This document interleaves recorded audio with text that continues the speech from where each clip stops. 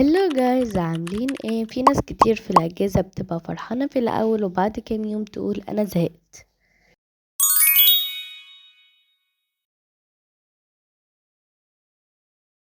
جربي تعملي تغيير بسيط في اوضتك، زي مثلا ترتبي مكتبك او تغيري مكان حاجاتك او كمان تزيني ركن صغير. هتحسي ان المكان اتجدد.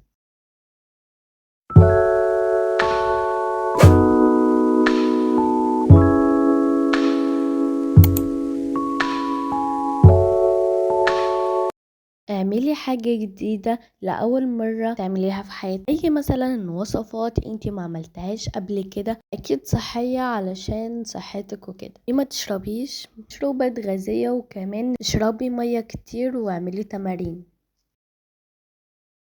جربي ترسمي علشان الرسم ده مفيد جدا، وطبعا الكتابة او اي هواية نفسك تجربيها.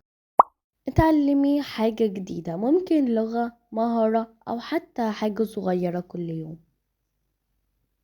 اعملي يوم عناية بنفسك، زي مثلا ماسك، ترتيب شعرك، أو اختاري لبس حلو طبعا حتى لو انت قاعدة في البيت.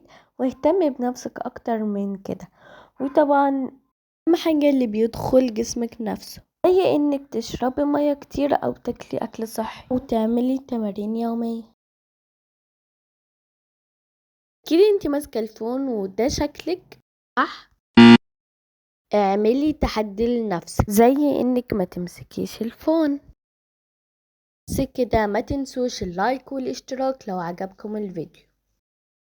ما تنسوش تقولولي على الافكار اللي عندكم او اللي محتاجينها، وانا معاكم وبقرا كل كومنتاتكم. قيمولي الفيديو من 10 في الكومنت، وما تنسوش تقولولي ايه رأيكم في المونتاج.